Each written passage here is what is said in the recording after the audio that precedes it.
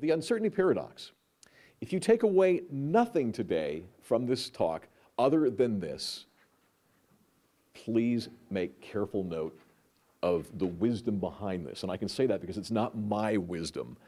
It's wisdom that's been throughout the ages for us to tap into. I had to find it the hard way. Lots and lots of therapy, lots and lots of dysfunction along the way. The only way to effectively live with uncertainty is to embrace uncertainty. I'm going to say that one more time. The only way to effectively live with uncertainty is to embrace the uncertainty. I mean, I know that sounds kind of Yoda-like, but it's very, very true, okay?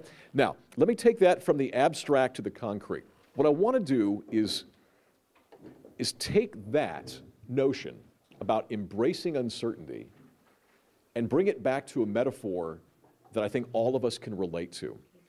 Because right now it probably is a little obscure. Okay, that sounds really paradoxical, and okay, maybe that makes sense, but what does that mean for how I should approach my job and my job search, okay?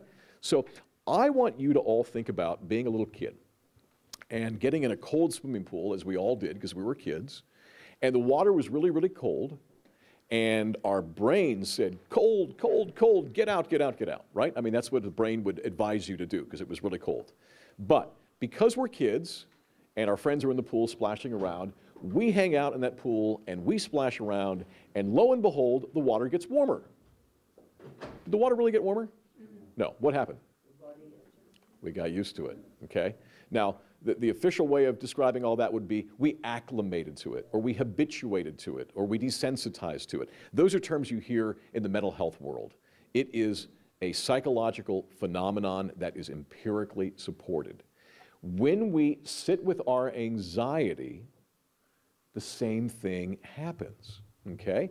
When we are in the cold pool and we stay in that cold pool of water, the water seems to warm up. It becomes more comfortable.